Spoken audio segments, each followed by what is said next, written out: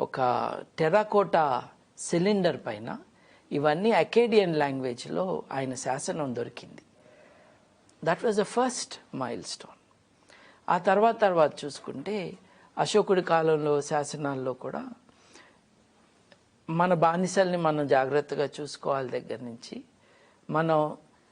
మన దగ్గర పనిచేసే వాళ్ళని ఎక్కువ ఇబ్బంది పెట్టకూడదు, తల్లిదండ్రులు జాగ్రత్తగా చూసుకోవాలి, వారి కేర్ మన డ్యూటీ అని రాజుగారి ఆజ్ఞ, రాజుగారి హితబోధ మనం చూస్తూ ఉంటాం. కానీ అవి మానవ హక్కులు కాదు, రాజుగారి ఆజ్ఞలే, రాజుగారి కౌన్సిలే అది. అలాగే మనం బైబిల్లో చూసుకుంటే ఈ 10 కమాండ్మెంట్స్ ఏవైతే ఉన్నాయో ఓల్డ్ టెస్టమెంట్లో ఉన్నవి, అవి list of dos and don'ts చెప్తూ ఉంటాయి. Mixture of morality and legality ఉన్నది దాంట్లో కూడా మీరు మీ బానిసల్ని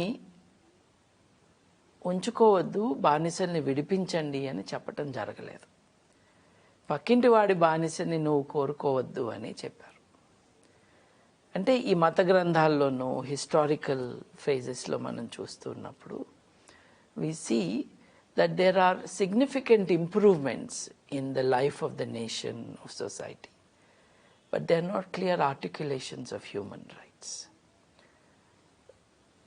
మనం మ్యాగ్నా కార్టా ఏదైతే ఇంగ్లాండ్లో ఎస్టాబ్లిష్ అయిందో, the Magna Carta is a great charter. King జాన్ని ఆయన దగ్గర ఉన్న నోబెల్మెన్ అందరూ నిలదీసి, నువ్వు పద్ధతి ప్రకారం రాజ్యాన్ని నడపట్లేదు, you must follow certain rules అని ఆయనతో సంతకం పెట్టించుకున్నారు. కింగ్ జాన్ ఇచ్చిన మ్యాగ్నా కార్టాలో ఒక డ్యూ ప్రాసెస్ ఉండాలి, అందరినీ చట్టం ఈక్వల్గా చూడాలి, అలాగే అందరికీ ఇన్హెరిటెన్స్ రావాలి అని ఆయనతో ఒప్పించడం జరిగింది. These are the rights of the noblemen and some rights belong to all of them.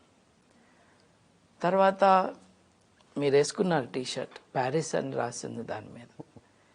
ఇప్పుడు Paris has been the venue of a grand declaration of human rights, universal declaration of the rights of man and the citizen.